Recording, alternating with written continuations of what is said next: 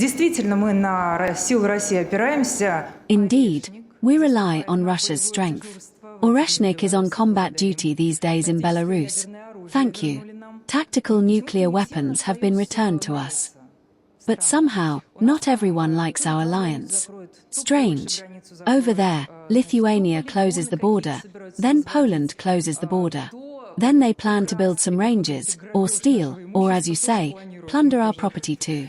We suffer from this too. Here's the question. How do you assess the actions of these European piglets? Thank you for the new diplomatic term. What will be Russia's reaction to the threats on the western borders of our joint home, the Union State? Нашего с вами общего дома, союзного государства. Что касается определения, оно выскочило у меня так как бы. As for the definition, it sprang from me during a conversation with a military audience. I did not mean anyone specifically. I never go into personal attacks and do not allow myself such things. I meant a general group of people, an undefined group of people, as lawyers say. But others are gone, far beyond. This has all emerged quite some time ago. But it doesn't matter. What matters are our relations. I watched the live broadcast of the Belarusian president's speech at the All-Belarusian Assembly yesterday. I must congratulate him. It was a very emotional, bright, and substantive speech.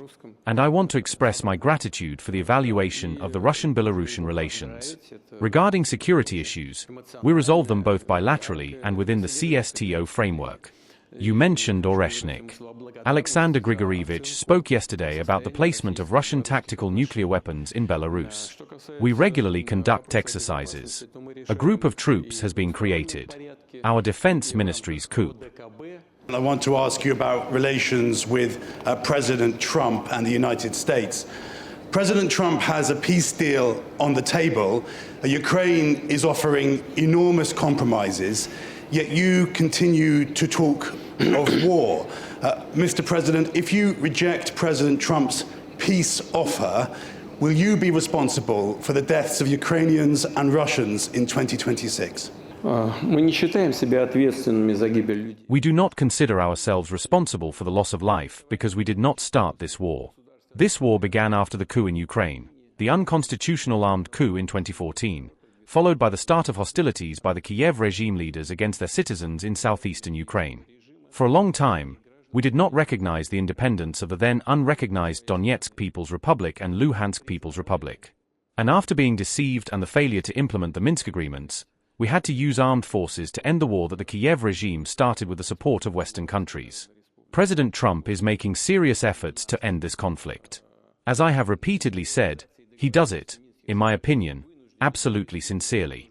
Moreover, at the meeting with President Trump in Anchorage, we agreed, and practically agreed, with President Trump's proposals.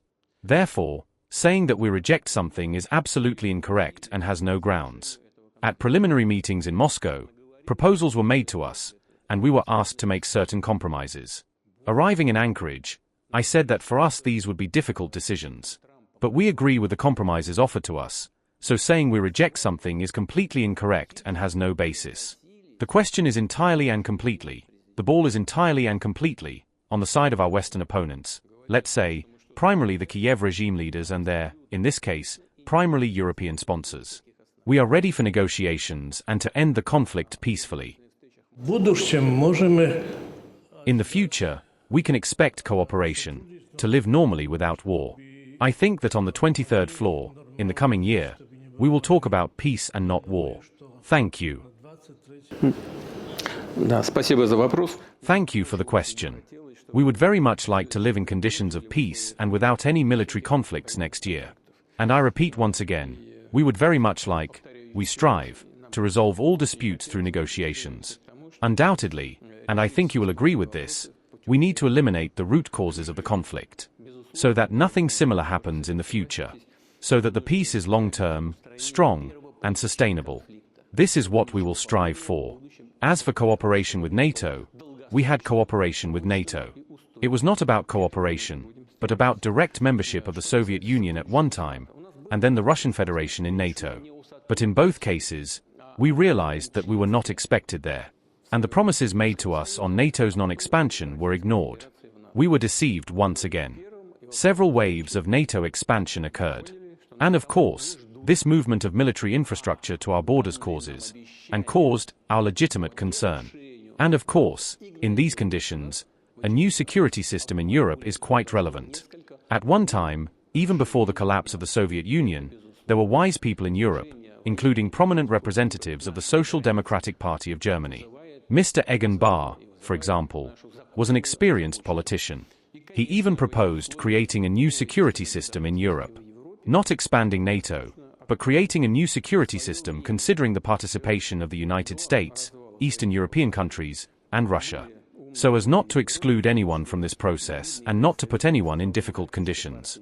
We do not demand anything unusual. We do not say that any country does not have the right to choose its method of protection, but it must be a way that threatens no one, including us. We demand nothing that has never been sounded before. We insist on fulfilling the promises and obligations made to us by Western partners. We were tricked. And we want to achieve a situation where a reliable security system in Europe is established.